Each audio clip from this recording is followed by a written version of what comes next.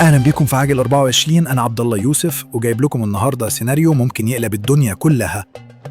لو الجيش المصري دخل في حرب دلوقتي مع إسرائيل، خلونا نبدأ الحكاية.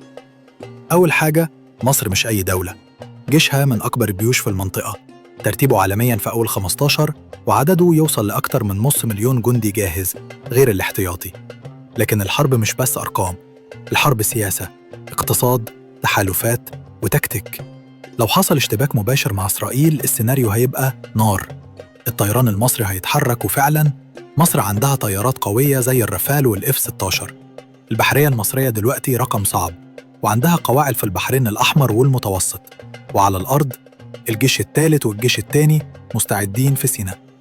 لكن هل إسرائيل هتسكت؟ أكيد لأ. إسرائيل هترد بكل قوتها، خصوصاً بطيرانها وتقنيات المراقبة والتجسس. ده غير إن أمريكا ممكن تتدخل سياسياً أو تبعت مساعدات عسكرية. طب والشعب؟ المصريين معروفين إنهم أول ناس بتنزل وقت الجد. الناس هتفوق، والمزاج العام هيتحول من الانقسام للوطنية الشديدة. طيب هل مصر مستعدة اقتصادياً؟ دي نقطة صعبة. الاقتصاد المصري بيعاني، والحرب معناها استنزاف موارد ضخمة.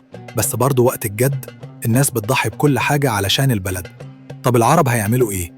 في دول هتدعم مصر سياسياً، وفي اللي هيسكت، وفي اللي ممكن يحاول يوسط علشان ما يحصلش انفجار كبير في المنطقة. في النهاية، اللي بيدخل حرب لازم يبقى عارف هو داخل ليه وهيخرج منها إزاي. والجيش المصري مش بيلعب، بس كمان مش بيتسرع. فكر بصوت عالي، لو كنت مكان القيادة هتدخل حرب دلوقتي؟ مستني رأيك في الكومنتات. سلام.